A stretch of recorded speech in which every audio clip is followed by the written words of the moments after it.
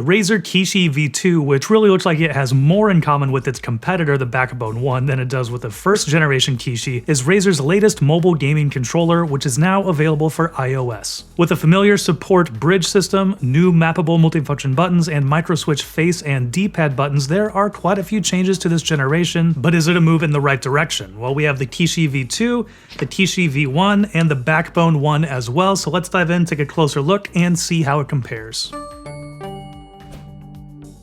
Hey everyone, I'm Jordan with 9to5 Toys, and we're checking out the Kishi V2 today. Now, comparing the Kishi V1, V2, and Backbone 1, you really would think that the Kishi V2 is really a V2 of the Backbone. They are very similar in design. Dimension-wise and everything, I mean, the layout is just so similar between these two, and obviously the most notable thing is that it has this support bridge in the back, which keeps the controllers kind of in a rigid position, but then also expanding to fit different sized devices in here. So compared to the Kishi V1, which had these two controllers with a little bit of a looser kind of bridge support in between, which is still kind of adjustable, but is a different system than the Kishi V2 and the Backbone 1, you know, there really isn't much in common between the Kishi V1 and the Kishi V2. And actually there is one thing that it has in common with the Kishi V1, and that is that it lacks a 3.5mm headphone port. So you are limited to wireless connectivity here for audio, which that is something that the Backbone has. It has one over here on the left side, which is very useful, you know, not only because you don't always have wireless headphones with you, but also because Bluetooth is notorious for having a little bit of latency to it. So having a wired connection, that can kind of help to bring that down a little bit. So unfortunately, the Kishis, neither of them have that. That's a feature I would really love to see in here in the future. And Razer mentioned that one big difference for this redesign is that they wanted it to be able to accommodate a lot of different phone sizes and even kind of future-proof a little bit if camera bumps keep getting bigger and bigger. So it does come with these little rubber inserts that cover the lightning connector here on the side. So it is lightning connection just like the Backbone and just like the Kishi V1, which is better for low latency gaming. So you can remove those, which gives you a little bit more space in here for bigger phones, but then also some phones with like a thin case on them. And I tried this with my quad lock case and it will fit, but it kind of looks like this bridge in the back is bending a little bit, so I don't really use it with that. I usually just end up removing my case. So another big change here with the V2, we'll kind of just go through all the different features on here because basically everything is different from the first one, is that there are these remappable multifunction buttons up here that's kind of right next to the trigger. So this is something that the Backbone doesn't have and the Kishi V1 doesn't have, but you can map those two different buttons through Razer's Nexus app.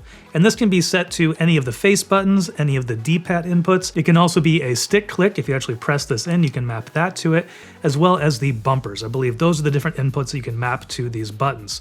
So for me, when I was playing like Call of Duty or some sort of FPS game, where I didn't really want to move my hand down to hit some of the face buttons on here, I could map something to that. So I ended up mapping crouch to this one on the right and then jump to the one on the left. So I can hit those a little bit easier without having to reposition my hand fully. But another big upgrade, probably one of the best upgrades on here, is these new buttons and the micro switches that they're using under them. So it has a very satisfying tactile feel and click.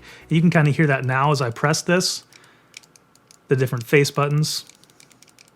And that even goes over to the bumpers and those new buttons. So you can hear that micro switch click, which sounds and feels really good. It's a satisfying tactile click. And then same with the D-pad as well. So here's a sound comparison between the Kishi V1, which is a little bit more mushy. These are a little bit bigger, but it's a little bit mushy compared to the V2. So here's the V1 and the V2. So very different sound there. You can see the size difference in here as well.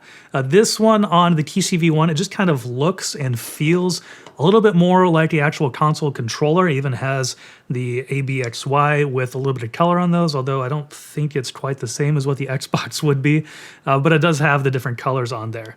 But on the Kishi V2, once again, it's very reminiscent of the Backbone. They're smaller buttons, they're white, and then they also have that kind of tactile, satisfying click like the Backbone.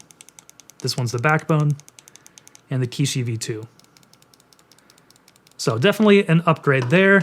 It's nice that they put it on the D-pad because on the D-pad on the Backbone, it doesn't have that. so that one's a little more mushy than what the Kishi V2 is. The sticks are also smaller than the Kishi V1 and have more of a Backbone 1 look and feel to them. I will say, at least so far, it feels like they have just a little bit more resistance, which I do prefer over the Backbone 1's thumbsticks. And pressing the sticks in gives a very satisfying click. Unfortunately, this is one of the areas where I feel like the Kishi V2 is a step in the wrong direction.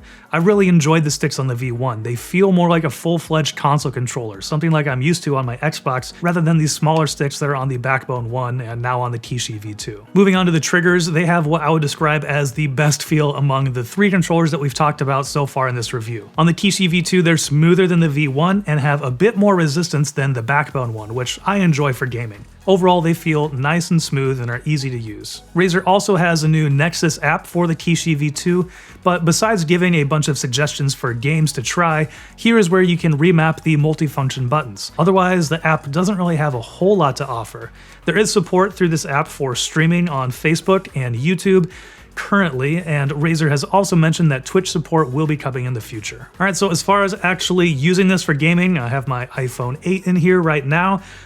There are some things that I really like about the V2, but there are some things that I also really liked about the V1. So first off, I'll start with what I really like on the V2. I think the back brace style is a big improvement for overall stability. Occasionally with the V1, the controller felt a little bit loose. It kind of felt like they could move on my phone when I was in more intense firefights on Call of Duty Mobile, which really isn't a great experience. And while it isn't as portable as the collapsible V1, the stability is definitely a better experience when you are actually gaming. I also think that the face button and D-pad feel is a big improvement. While the buttons are smaller, that tactile click is a much more rewarding experience. But I kind of prefer the size and stick feel of the V1 Kishi. The sticks are more like those Xbox controllers that I'm used to.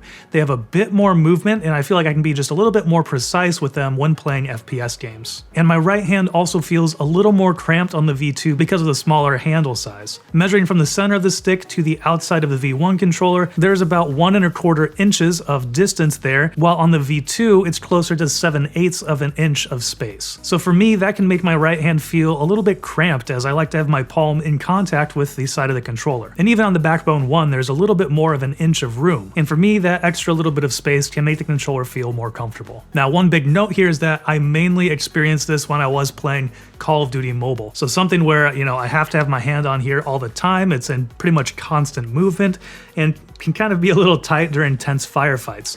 When I was playing something that didn't require my thumb to be on there all the time, like Diablo Immortal, where I'm using the face buttons more than I am the actual thumbstick, I didn't feel that same sort of cramped discomfort like I did when I was playing Call of Duty. So depending on what kind of titles you plan on playing, that might not be an issue for you at all. And otherwise, the Kishi V2 really does perform well. It's nice to have the option of the additional mappable buttons near the triggers. Like I said, they're great for mapping face buttons up there that I don't really want to pull my finger down to reach. And everything just feels pretty solid. There isn't really anything that I can complain about there. Everything seemed to perform really well on here. And another note here, because it's connected via Lightning to your phone, you don't have to worry about any batteries in the controller, but there is a Lightning pass-through down here if your phone is getting low and you need to top it off. So a nice feature in there that makes it easier to play a little bit longer. So now granted, I don't really spend a whole lot of time playing mobile games, but when I do, it's pretty much always with a controller. This is, especially with my smaller phone here, this is pretty much the only way that I will play any sort of mobile game.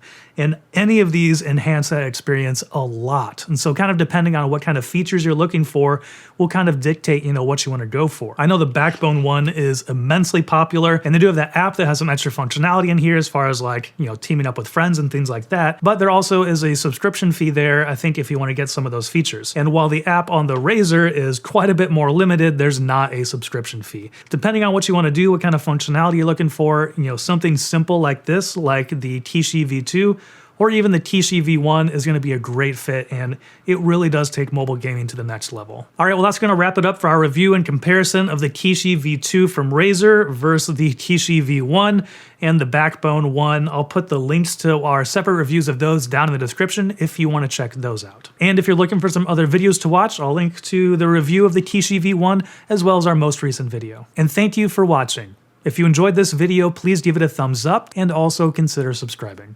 This is Jordan with 9to5 Toys.